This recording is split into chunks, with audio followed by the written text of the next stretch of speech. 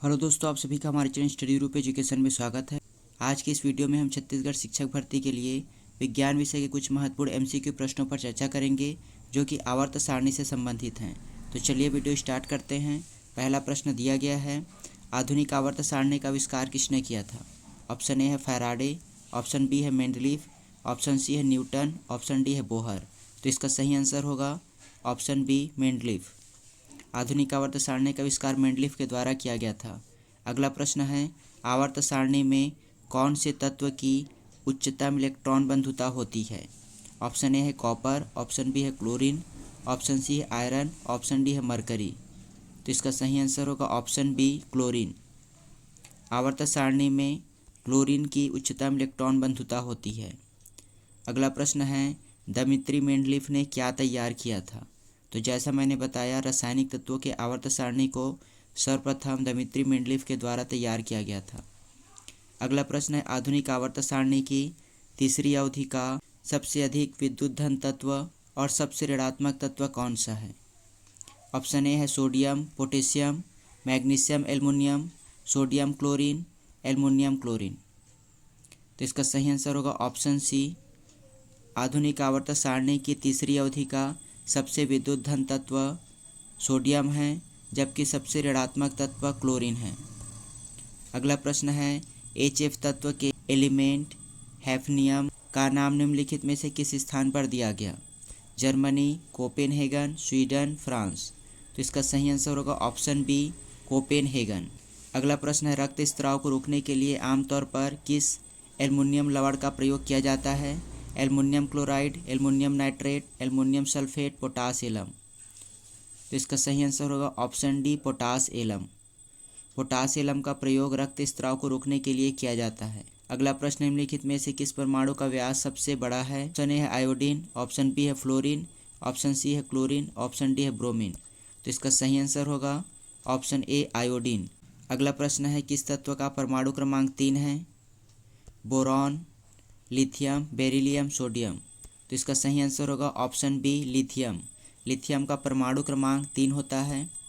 अगला प्रश्न है, आवर्त सारणी के न्यूनतम प्रतिक्रियाशील तत्व हैं? संक्रमण तत्व, क्षारीय भूधातु, उत्कृष्ट गैस, क्षारीय धातु। तो इसका सही आंसर होगा ऑप्शन सी उत्कृष्ट गैस। आवर्त सारणी का न्यूनतम प्रतिक्रियाशील तत्व उत्कृष्ट गैसें हैं। अगला प्रश्न है, क्षारीय धातुओं का गुण क्या है? कमरे के ताप पर अति अस्थिरता, कमरे के तापमान पर वाष्पीकृत होती है, इलेक्ट्रॉन्स को आसानी से प्राप्त करती है, इलेक्ट्रॉन्स को आसानी से छोड़ देती है। तो इसका सही आंसर होगा ऑप्शन डी इलेक्ट्रॉन्स को आसानी से छोड़ देती है। यह क्षारीय धातुओं का गुण है। अगला प्रश्न है, धातुएं विद्युत का वाहन क्यों करती हैं? कम गलनांक के कारण, उच्च तनन सामर्थ्य के कारण, मुक्त इलेक्ट्रॉन के कारण, उच्च धातु घनत्व के कारण। तो इसका सही आंसर होगा ऑप्शन सी मुक्त इलेक्ट्रॉन के कारण धातुएं विद्युत का वहन करती है। अगला प्रश्न है, पीरियड के बाएं से दाएं संचलन करते समय इलेक्ट्रॉन बंधुता कम हो जाती है, बढ़ जाती है, समान रहती है, शून्य हो जाती है। तो इसका सही आंसर होगा ऑप्शन बी बढ़ जाती है। पीरियड में बाएं से दाएं संचलन करते समय इलेक्ट्रॉन बंधुता बढ़ जाती है। अगला प्रश्न, निम्नलिखित तत्वों में से किसका गलनांक सबसे कम है? Bromine, zinc, lead, calcium. तो इसका सही आंसर होगा ऑप्शन ए ब्रोमीन। ब्रोमीन का गलनांक सबसे कम होता है। अगला प्रश्न, निम्नलिखित तत्वों में से किसका गलनांक सबसे कम है?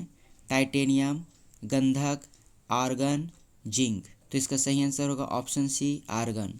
आर्गन का गलनांक दिए गए तत्वों में सबसे कम है। अगला प्रश्न, निम्नलिखित तत्वों में से किसका सबसे कम गलनांक है? आयोडीन, लेड, टीन, पारा। तो इसका सही आंसर होगा ऑप्शन डी पारा। पारे का गलनांक सबसे कम होता है, इस कारण यह द्रव अवस्था में पाया जाता है। यह एकमात्र ऐसी धातु है जो द्रव अवस्था में पाई जाती है। उसी प्रकार ब्रोमीन एकमात्र ऐसी अधातु है जो कि द्रव अवस्था में पाई जाती है, इसी कारण इसका गलनांक सबसे कम होता है।